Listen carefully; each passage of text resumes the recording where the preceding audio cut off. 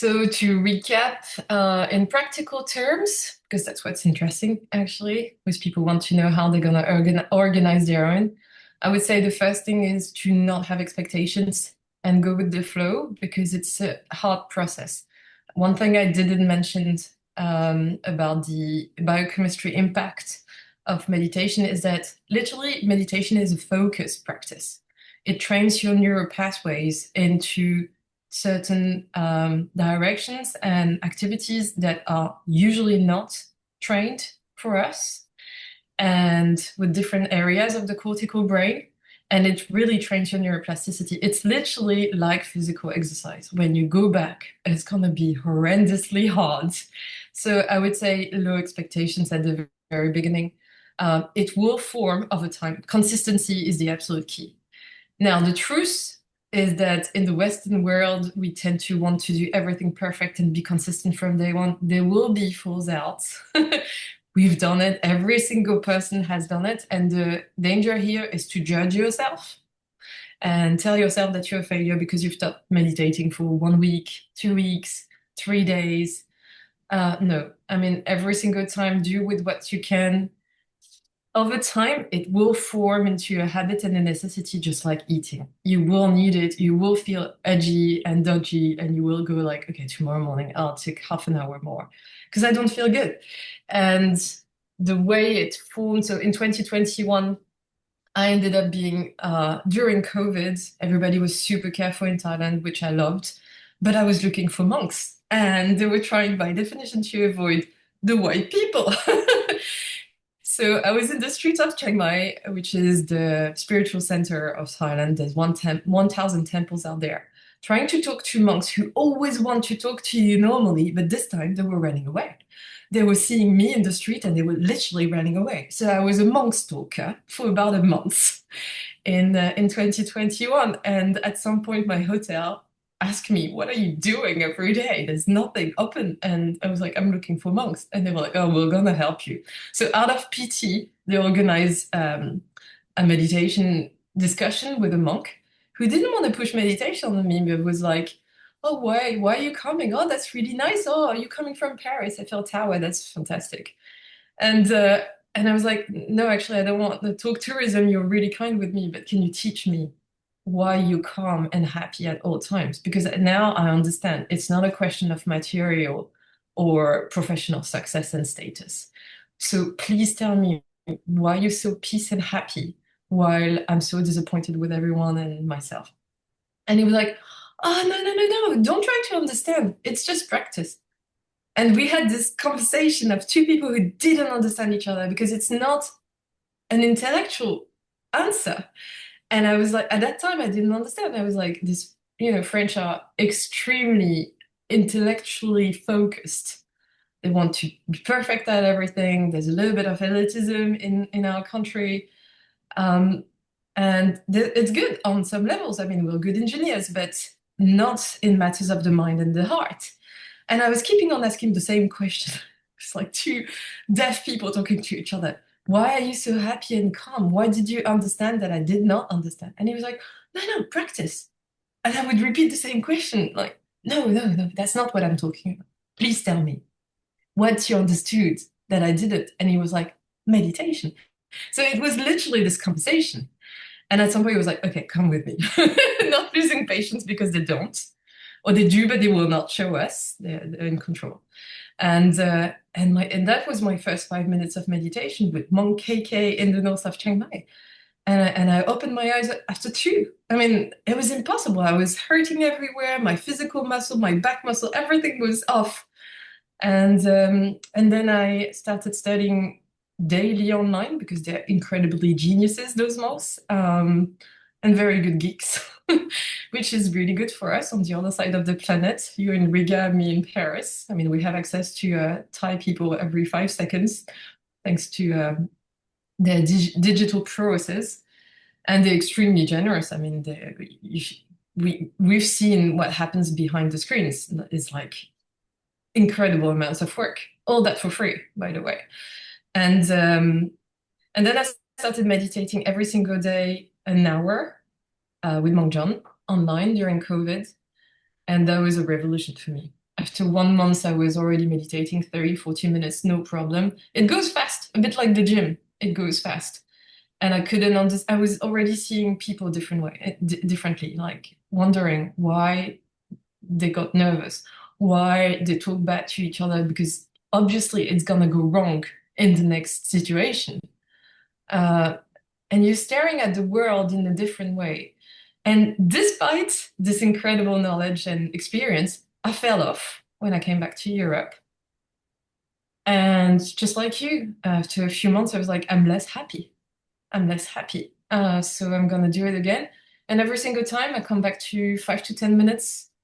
On Mind Stories, there's one that I recommend to most of my patients called a mental coffee break.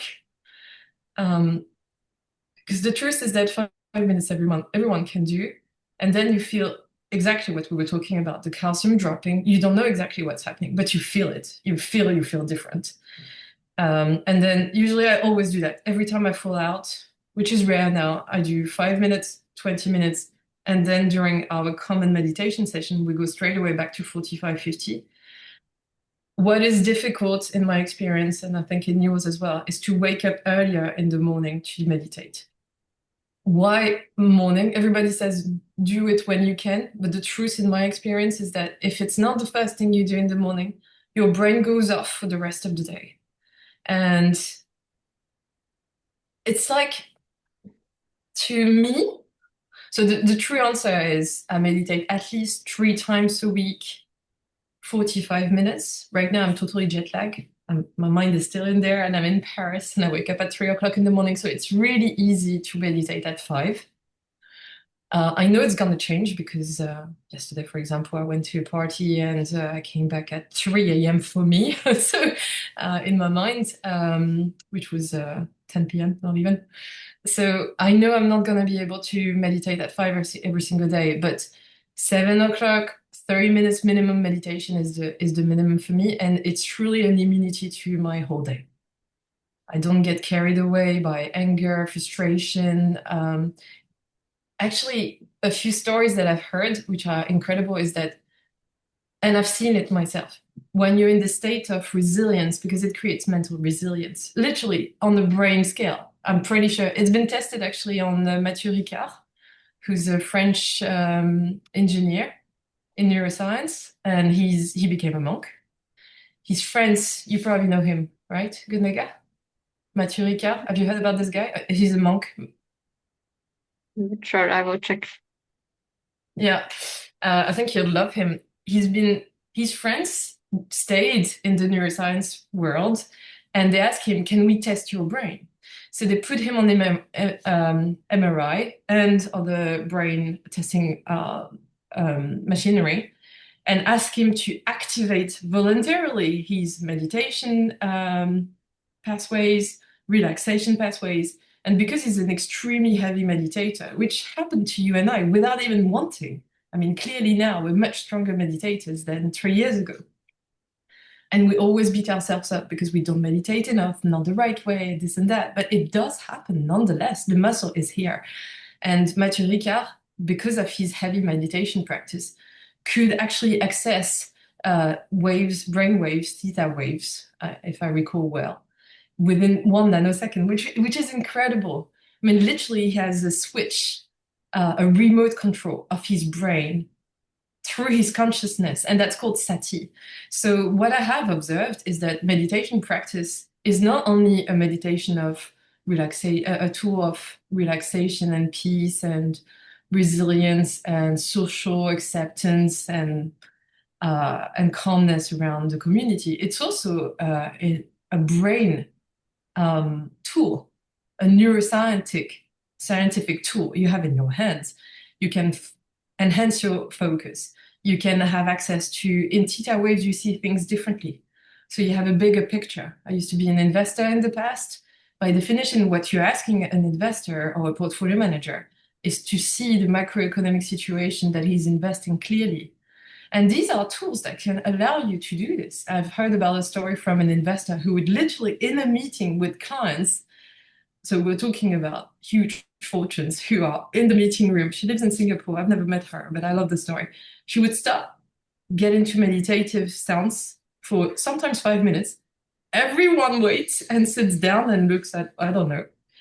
And she's respected heavily because after that, she has such clear and good insights that her clients, despite how weird it could look to our world, absolutely love it. And she's super profitable for them. So sometimes it's surprisingly efficient in very different, unexpected ways. Oh, amazing. All that for a simple answer. So 3 times a week, and when I'm stressed, I can do 5 to 20 minutes on my own just to, and sometimes to digest, actually. Digest faster Awesome. and not being tired. What about you? Okay. Like for me, meditation has really much helped with anxiety, I would say. But Mm. yeah, lately I feel I need to meditate more actually because I'm like struggling a bit with sleep due to not having sunlight Yeah, during daytime. I totally get that. Yeah. Okay. Okay. Thank you for sharing. And I got to know so much new things. I already wrote down the most interesting points because Oh, you knew? I Who never knew? looked so much into detail into this topic. Yeah. Yeah, sometimes I go into, I mean, that's just like, I mean, that's also where meditation helps. When you get carried away by your passion, no matter what it is, sometimes you lose sight of what is digestible for others. And this is, so sorry, I gave too many details. This is one of my biggest practice, which is also related to mindfulness. How do I deliver the message better for others instead of talking about my own passion? Because when you launch yourself into a field you love, you just want to share as many details. And because you don't focus on the big picture, you don't see which details are not absorbable by others. And somehow meditation, mindfulness is also a generosity practice. I love the sentence that says, attention is the highest generosity. And I think the whole planet needs more of that. And so sorry if I gave too many details. I'm really trying to work on the big picture on what is absorbable. There's so much more out there. The human body and the human brain is unexplainable, even with all the data we have. I mean, it will never end. That's what's fascinating. And we are the best tool. Actually, doctor, docere, means to teach. So we have to teach ourselves, we have to be taught by others. And then, yeah, step by step, everybody can turn into a biohacker. Actually, everyone is a biohacker. Sometimes for the wrong reasons. Sometimes you eat chocolate because you're too anxious and you need to have brain concentration for the next 3 hours and it works. That's biohacking and it's delicious. But more calories than meditation. Okay. Okay. Thanks for sharing. And yeah, see you soon. I will, yeah.